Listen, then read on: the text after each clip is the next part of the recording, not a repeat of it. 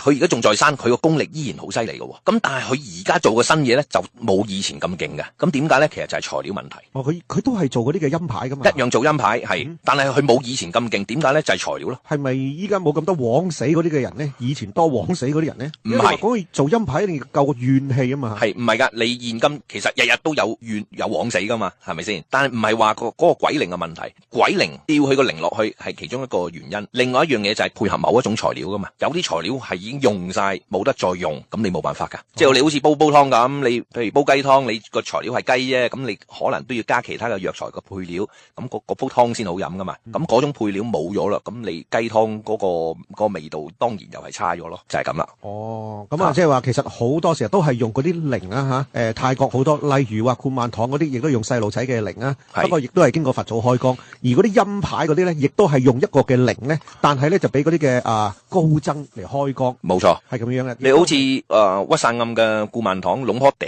咁啊最出名啦，龍婆 EM 做嘅冠曼堂永遠都冇龍坡笛咁勁嘅。咁點解咧？其實因為就係龍坡笛有一種材料特別嘅材料啊，去放咗落去，咁嗰種材料用晒，根本龍婆 EM 自己都冇噶。